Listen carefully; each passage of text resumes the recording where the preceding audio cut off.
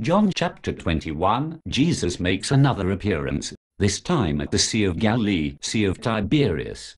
Jesus appears to a lot of people during his 40 days on earth, post-resurrection. More than 500. This is the third time he appeared to his main group of disciples, now really his apostles, since the resurrection. Jesus is not easily recognized after the resurrection. See, for example, Luke 24:13-35. Focus on verse 31. The disciples on the road to Emmaus, though not of the 11, was still disciple. When he appeared to the main disciples, less Thomas, he showed them his scars, seemingly to prove it was him. When Jesus appeared to Mary at the tomb, she thought he was the gardener. They didn't recognize Jesus at first. There may have been some changes to his body.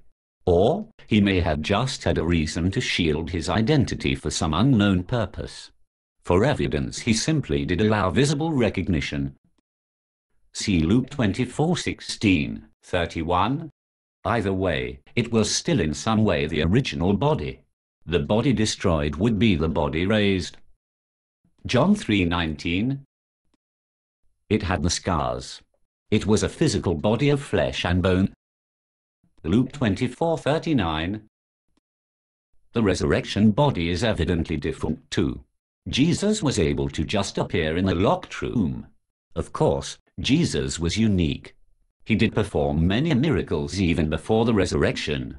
In general, we know the resurrection body is a spiritual body. 1 Corinthians 15:44. A spiritual body is not the same as being a spirit, however. Jesus had a resurrection body of flesh and bone, which appears to be different than flesh and blood. See 1 Corinthians 15:35-58. Especially 15:50. The taint of the flesh, the sinful nature, is gone. After these things, Jesus revealed himself again to the disciples at the Sea of Tiberias. He revealed himself this way. Simon Peter, Thomas called Didymus, Nathanael of Cana in Galilee, and the sons of Zebedee, and 2 others of his disciples were together. Simon Peter said to them, "I'm going fishing." They told him, "We are also coming with you." They immediately went out and entered into the boat. That night they caught nothing. But when day had already come, Jesus stood on the beach, yet the disciples didn't know that it was Jesus. Jesus therefore said to them, "Children, have you anything to eat?" They answered him, "No." John 21:1-5. Jesus helps the disciples catch some fish. The disciples had fished all night without catching anything. With daylight the likelihood of a catch was diminishing. But Jesus gave them a hand. He said to them, "Cast the net on the right side of the boat, and you will find some." They cast it therefore, and now they weren't able to draw it in for the multitude of fish. John 21:6. When Jesus met the apostles at the Sea of Galilee, they didn't recognize him until he spoke. The disciple whom Jesus loved, John, recognized him first. They all came to the conclusion that it was Jesus, but there was something different about him. Perhaps they knew it was him because of the miracle of the fish. The sound of his voice. Likely there were some clear mannerisms in the way he distributed the food. Still, there was something about his appearance that had changed. That disciple, therefore, whom Jesus loved, said to Peter, "It's the Lord." So when Simon Peter heard that it was the Lord, he wrapped his coat around him, for he was naked, and threw himself into the sea. But the other disciples came in the little boat, for they were not far from the land, but about 200 cubits away, dragging the net full of fish. So when they got out on the land, they saw a fire of coals there, and fish laid on it, and bread. Jesus said to them, "Bring some of the fish which you have just caught."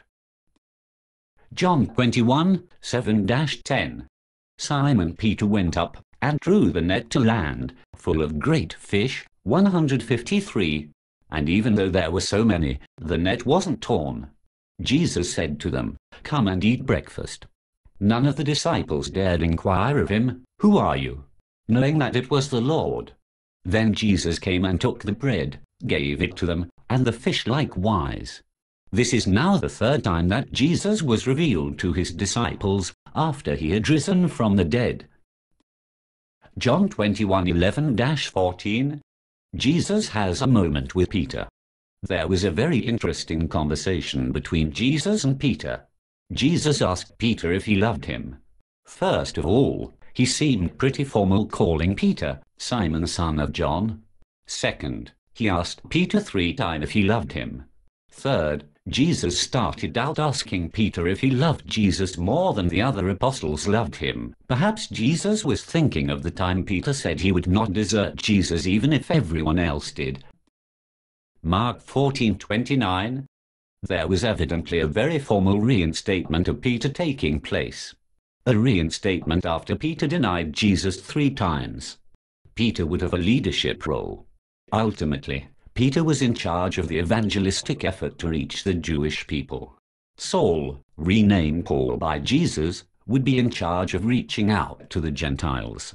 So when they had eaten their breakfast, Jesus said to Simon Peter, Simon, son of Jonah, do you love me more than these?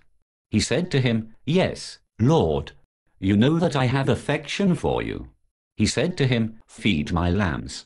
He said to him again a second time, Simon, son of Jonah, do you love me? He said to him, Yes, Lord. You know that I have affection for you. He said to him, Tend my sheep.